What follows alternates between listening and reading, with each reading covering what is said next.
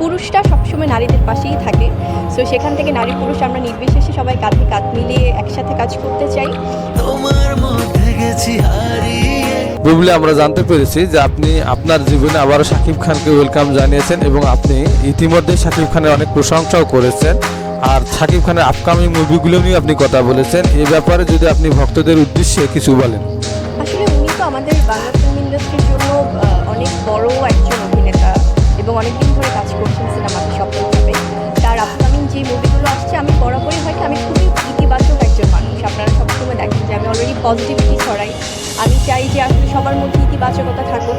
তো সেখান থেকে ডেফিনেটলি ওনার আপকামিং মুভিগুলো নিয়ে আমার পক্ষ থেকে অনেক অনেক শুভকামনা এবং ভালোবাসা। শেহজাদ খান বীর এখন তার বাবাকে ছাড়া কেমন আছেন?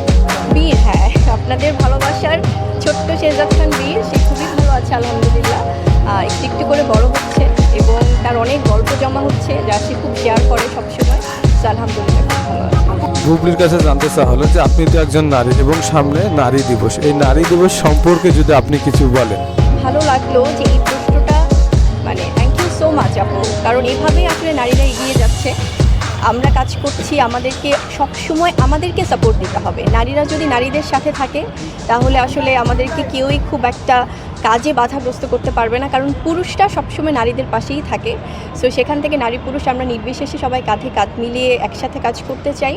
আর সামনে নারী দিবস, আমার মনে হয় যে শুধুমাত্র একটি দিন না, প্রত্যেকটি দিনই নারীদের সম্মানের জন্য ওভাবে পালন করা হোক। কিন্তু একটি দিন যদি স্পেশালি পালন করা হয় সেক্ষেত্রে আমার কাছে মনে হয় যে এটা খুব পজিটিভ আসলে। সো অনেক অনেক শুভকামনা আমার পক্ষ থেকে সকল নারীদের জন্য।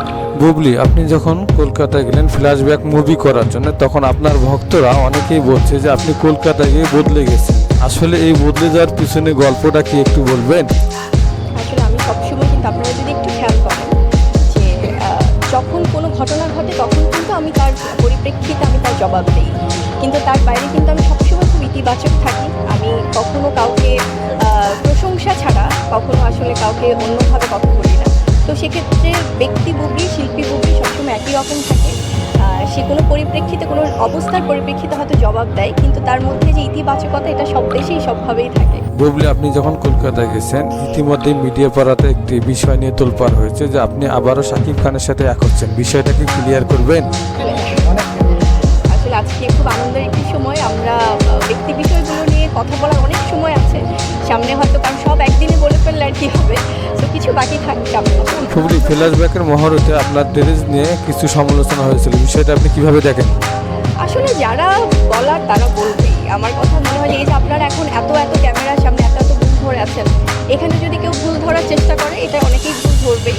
সো এটা আমার কাছে মনে হয় যে কাজের ক্ষেত্রে যাদের মেন্টালিটি নেগেটিভ তারা সবসময় বলে না, খুব সাদা ভাতের মধ্যেও মনে করবে যে এখানে টেস্টটা এরকম কেন। সো এটা হবেই। ওগুলো হয়তো অন্য কোনো চমক সামনে আসবে। ঠিক আছে, থ্যাংক ইউ সো মাচ।